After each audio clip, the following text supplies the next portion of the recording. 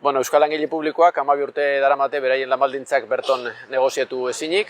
Horren ondorioz, 2021 urtera arte, jada 115ko soldata galera pilatu dute. Ganera urten, Madrilen beste soldaten inguruko beste akordio berri bat eginda, eta akordio horren arabera, erosalmen galera hori pilatzen jarraituko du. Eta horren aurrean gure erakundeak, Eusko Jaurlaritza buru, oso eroso daude, txintxo Madriliko aginduak betetzen.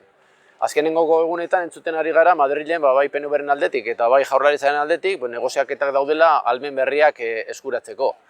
Ahalmen hau, berton erabakitzearen ahalmen hau, Jaurlaritzak ez du berreskuratu nahi, ez du inongo movimenturik egiten hau berreskuratzeko. 2010 urte arte ahalmen hau gurea zan, berton zegoen, hemen negoziatzen genuen edozein gauza, eta ahalmen hori kendu egin ziguten eta Jaurlaritzak ez du inongo movimenturik egiten ahalmen hori berreskuratzeko. Euskal Langile Publikoak nahi dutena da berton negoziatzeana beraien lanbaldintzak. Kontratazioak, jubilazioak, egonkortze prozesuak eta noski soldata ere bai. Eta hori da gaurko mahai orokorrera emango dugun jarrera. Egoera aldatu behar da, uste dugu borondate politiko asunto behar dela, borondatea behar dela eta jarrerak aldatu behar direla berton negoziatu alizateko eta bertan erabakitzeko Euskal Langile Publikoen lanbaldintzak. Publikoaren gainbatzu!